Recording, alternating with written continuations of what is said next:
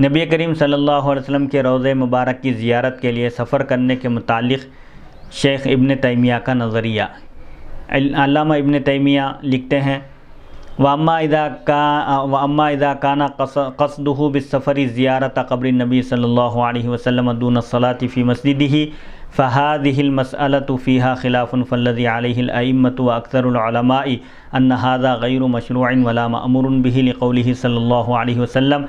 لا تشد الرحال إلا إلى 3 مساجد المسجد الحرام ومسجدي هذا والمسجد الأقصى ولهذا لم يذكر العلماء أن مثل هذا السفر إذا نظره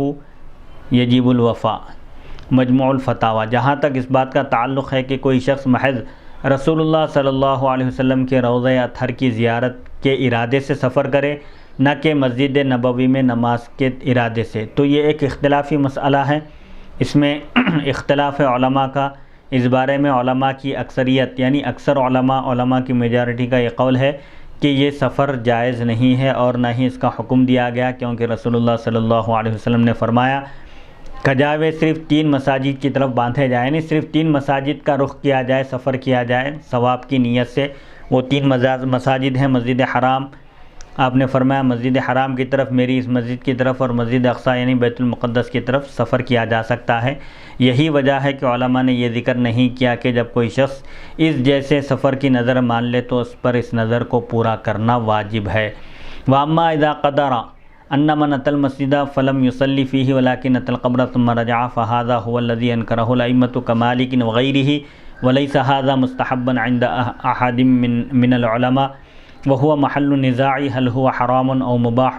وما علمنا أحدا من علماء المسلمين استحب مثل هذا بل أنكروا إذا كان مقصوده بالسفر مجرد القبر من غير أن يقصد الصلاة في المسجد وجعلوا هذا من السفر المنهي عنه۔ ابن تیمیہ کہتے ہیں جو شخص مسجد نبوی میں آ کر نماز ادا نہ کرے بلکہ فقط روضہ انور کی زیارت پر اکتفا کرے، زیارت کر کے حاضری دے کر چلا جائے، تو امام مالک اور دیگر ائمہ نے اس کو ناپسندیدہ قرار دیا، اور کسی بھی عالم کے نزدیک یہ ارادہ مستحب نہیں ہے، بلکہ اختلاف ہے کہ آیا ایسا ارادہ حرام ہے یا جائز۔ ہمیں تو کسی عالم کے بارے میں نہیں معلوم کہ اس نے اس طرح کے سفر کو مستحب قرار دیا ہو، بلکہ جب کسی شخص کا مقصد فقط روضہ انور کی زیارت کرنا ہو اور مسجد نبوی میں نماز پڑھنے کا ارادہ نہ ہو تو اس سفر کو علماء نے ناپسندیدہ قرار دیا ہے اور اسے ممنوع سفر میں شمار کیا ہے۔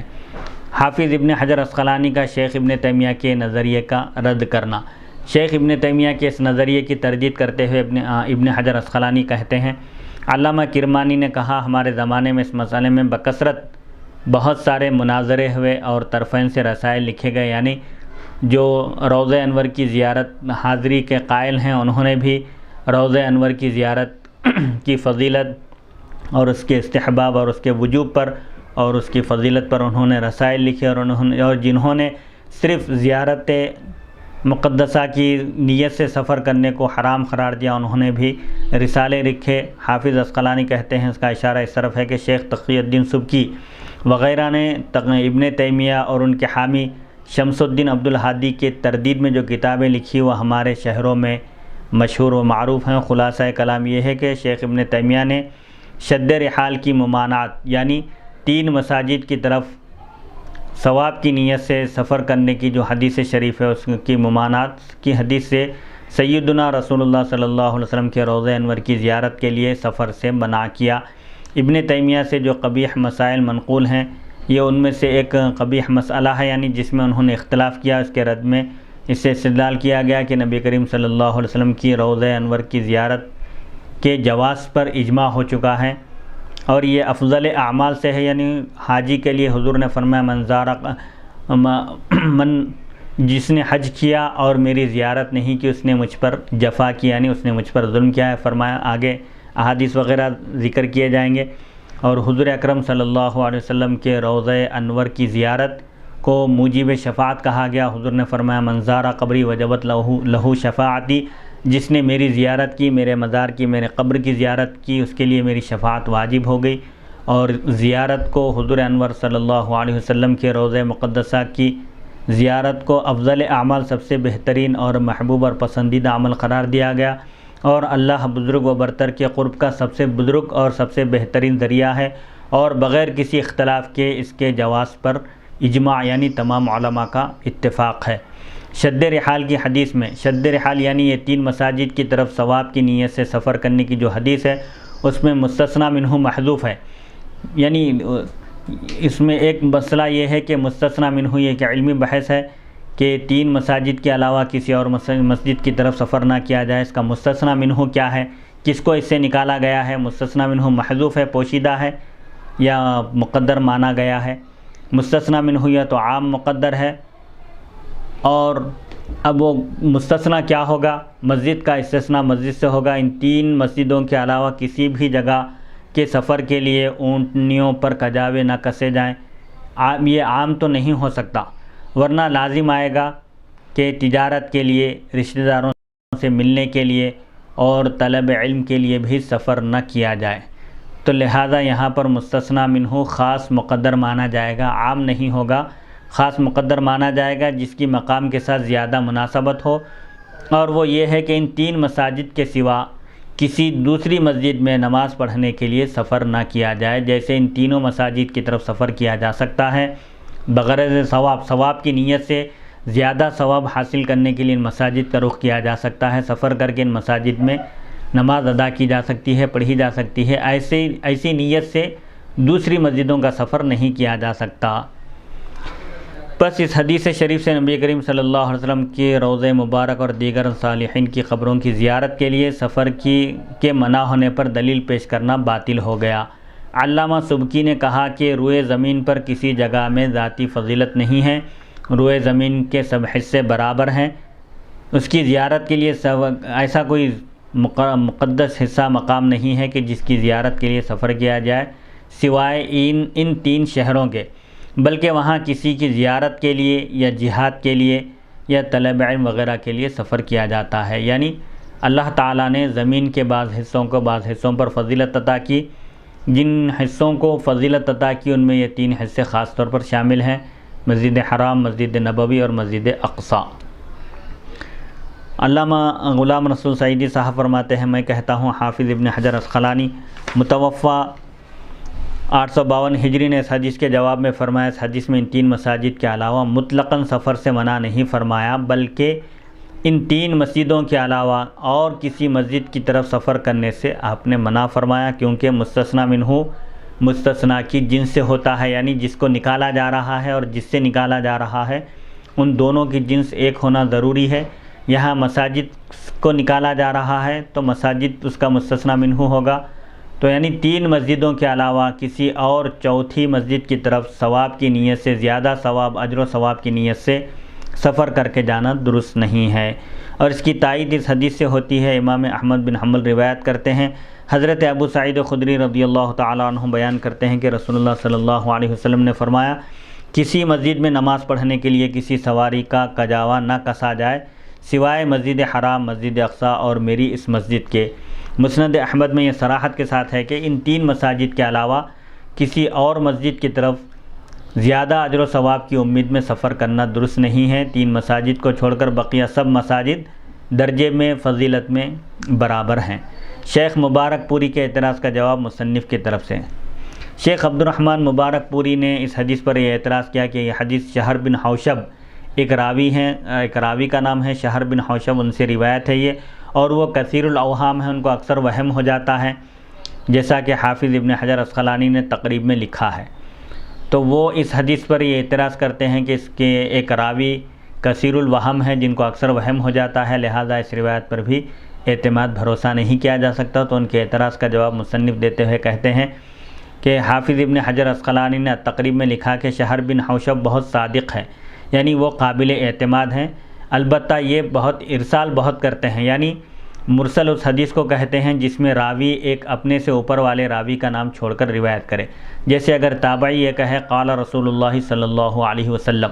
رسول اللہ صلی اللہ علیہ وسلم نے ارشاد فرمایا، تو ظاہر بات ہے کہ تابعی نے براہ راست ڈائریکٹ رسول اللہ صلی اللہ علیہ وسلم سے نہیں سنا، انہوں نے کسی صحابی سے سنا، لیکن وہ صحابی کا نام اگر چھوڑ کر روایت کرے تو اس روایت کو مرسل کہتے ہیں۔ تو یہ شہر بن حوشب اکثر مرسل روایت کرتے ہیں، ایک راوی کا نام چھوڑ کر روایت کرتے ہیں،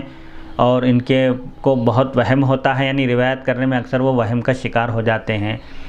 ابن حجر عسقلانی نے شہر بن حوشب کے متعلق تہذیب التہذیب میں لکھا ہے، امام احمد نے ان کے متعلق کہا کہ ان کی حدیث کتنی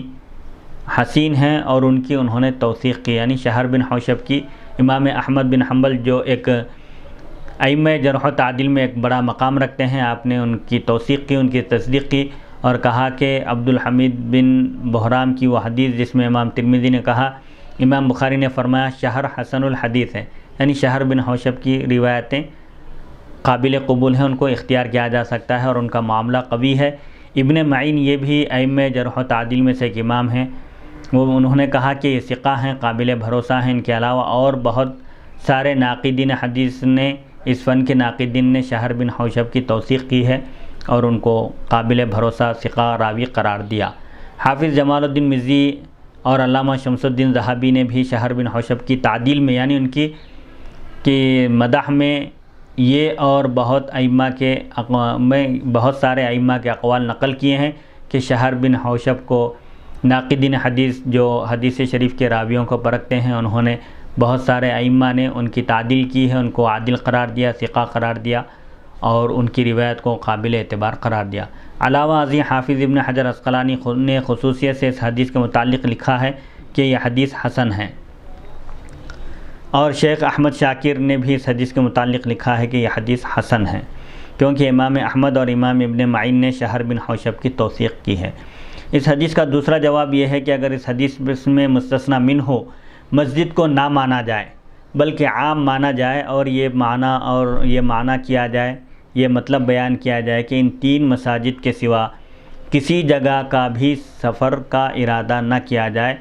تو پھر نیک لوگوں کی زیارت، رشتہ داروں سے ملنے، دوستوں سے ملنے، علوم مروجہ یعنی دینی علوم کو اور مختلف علوم کو حاصل کرنے، تلاش معاش، حصول ملازمت یعنی نوکری حاصل کرنے کے لیے، سیر و تفریح کے لیے، سیاحت اور سفارت کے لیے بھی سفر کرنا ناجائز، حرام اور سفر معصیت ہوگا اگر مستثنی منہ مساجد کو نہ مانا جائے۔ عام ماننے کی صورت میں خرابی لازم آئے گی کہ ان 3 جگہوں کے علاوہ کوئی بھی شخص کسی بھی مقام کا مطلق سفر نہیں کر سکتا، حالانکہ یہ بالکل درست نہیں ہے۔ شیخ مبارک پوری نے اس جواب پر یہ اعتراض کیا، رہا تجارت یا طلب علم یا کسی اور غرض صحیح کے لیے سفر کرنا، تو ان کا جواز دوسرے دلائل سے ثابت ہے، اس بارے میں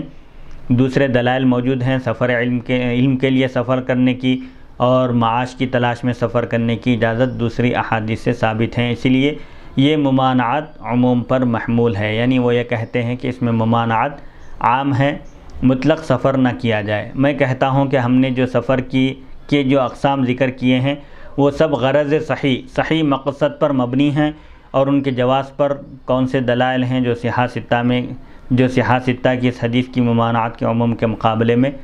راجح ہوں، خصوصاً نیک لوگوں، رشتہ داروں، دوستوں کی زیارت اور ان سے ملاقات کے لیے سفر کرنے، اسی طرح سائنسی علوم کے حصول، تلاش معاش، حصول ملازمت اور سیر و تفریح کے لیے سفر کرنے کے جواز پر کون سے دلائل ہیں جو اس حدیث کی ممانعت پر، یعنی جو اس حدیث کے منع کرنے پر راجح یا اس حدیث کے حکم کو منسوخ کرنے والے ہوں۔ نبی کریم صلی اللہ علیہ وسلم کے روضہ انور کی زیارت کے لیے سفر کرنے کے جواز پر، سفر کرنے کے جائز ہونے پر اور بھی بہت سارے دلائل ہیں، اور ممانعت کی اس حدیث کی ہم نے ان مذکورہ توجیحات کے علاوہ اور بھی کئی توجیحات یعنی اس کی وجوہات ذکر کی ہیں۔ اس کے لیے شرح صحیح مسلم جلد 3 صفحہ 763 تا 764 ملاحظہ فرمائیں۔ شیخ ابن تیمیہ نے جو اس سفر کو حرام کہا ہے، حافظ ابن حجر نے فرمایا یہ ان کا انتہائی مکروہ قول ہے کہ حضور اکرم صلی اللہ علیہ وسلم کے روضہ اطہر کی زیارت کے لیے سفر کرنے پر تمام علماء کا، اکثر اہل علم کا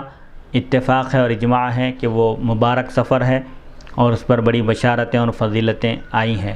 اور علامہ ملا علی قاری رحمۃ اللہ علیہ لکھتے ہیں ابن تیمیہ حنبلی نے اس مسئلے میں بہت تفرید کی، انہوں نے بہت شدت کی ہے، کیونکہ انہوں نے نبی کریم صلی اللہ علیہ وسلم کی زیارت کے لیے سفر کو حرام کہا۔ بعض علماء نے اس مسئلے میں افراد کیا، یعنی زیادتی سے کام لیا، اور اس سفر کے منکر کو کافر کہا۔ دونوں بھی افراط اور تفرید کا شکار ہو گئے ہیں، اور یہ دوسرا قول صحت اور ثواب کے زیادہ قریب ہے، کیونکہ جس چیز کی اباحت پر اتفاق ہو اس کا انکار کفر ہے، تو جس چیز کے استحباب پر، جس چیز کے مستحب ہونے پر علماء کا اتفاق ہو اس کو حرام قرار دینا بطریق اولا یعنی بدرجہ اولا کفر ہوگا۔ باب مذکور کی حدیث، یہ جو حدیث شریف ذکر کی گئی بھی اوپر، یہ شرح صحیح مسلم جلد 3 صفحہ 762 حدیث نمبر 3280 پر بھی ذکر کی گئی، اس کی تشریح کی، اس کی شرح کے حسب ذیل عنوان وہاں قائم کیے گئے۔ نمبر 1 گنبد خضرا کی زیارت کے لیے سفر کا حکم۔ نمبر 2 شیخ ابن تیمیہ کی تکفیر۔ نمبر 3 قبر انور کی زیارت کے ثبوت میں روایات۔ حدیث نمبر 1